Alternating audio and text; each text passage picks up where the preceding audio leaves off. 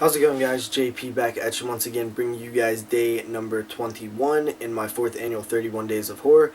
This is a series in which we watch and review 31 horror films in 31 days, all during the month of October, leading right up to Halloween. Continuing along with the Universal Monsters box set, we have 1944's House of Frankenstein. Now, this film is a mashup of some familiar monsters. We get an opening scene with a mad scientist, this time played by Boris Karloff, supposed to be our Frankenstein-esque character. He's also with his hunchback assistant, and conveniently, lightning kind of destroys the prison that they're in, so they escape. They end up meeting a traveling carnival, which supposedly has the body of Dracula with the stake in it, his skeleton. They end up killing that guy, releasing Dracula, so them three continue on.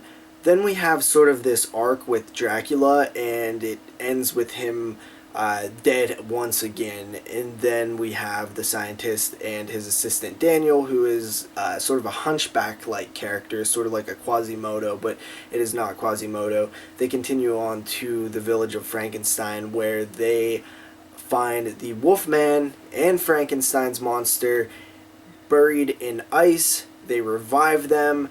The Frankenstein's monster is still sort of in a coma type, calm state, while the Wolfman is now Larry Talbot, played by Lon Chaney Jr., of course, and he's pretty pissed that he is now awake because, as we learned in the last film, he just wants to die because of his werewolf transformation. That's really the only way that he can be at peace with it, is if he is dead, so he's pissed off.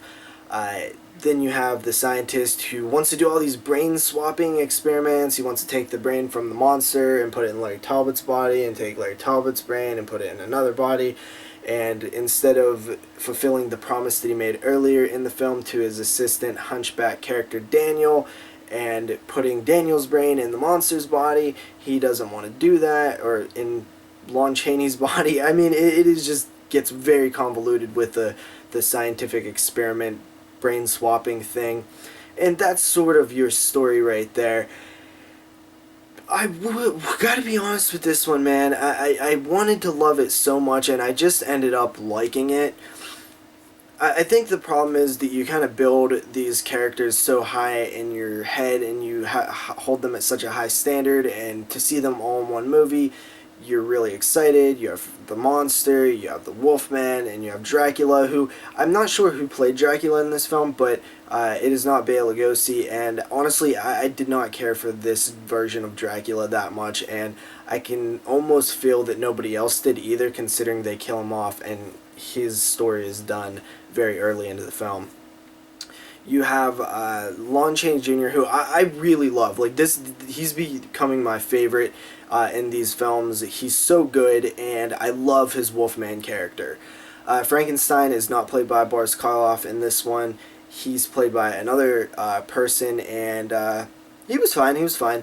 But overall, the main story, what brings all of them together, is acceptable.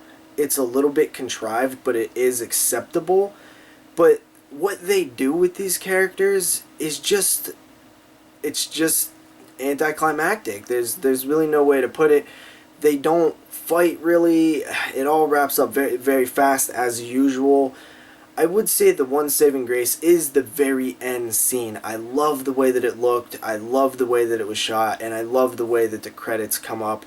That's, 2 in a row that I think have decent endings for the Universal Monsters films, much better than what we have seen previously.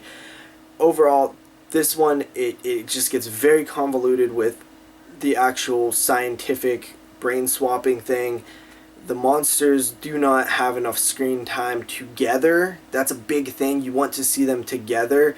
It's cool to see them all have these different stories and arcs, because they really do, and that is interesting. It's almost like a bunch of shorts in a movie that is non-segmented. It's a cohesive narrative, but it almost feels like there's all these different arcs that really don't come together as one story that well. But I'm kind of conflicted with how I feel about it, because at the same time I did really enjoy some of it, but I was disappointed, and I don't know if that's a fair critique to be disappointed, because that has to do with expectation, and how good is the movie, not how good is the movie versus my expectation. So I don't know. I'm going to go ahead and give it a 7 out of 10. Was disappointed, but I think it's still a decent, fun time. See you guys next time with another review. Peace.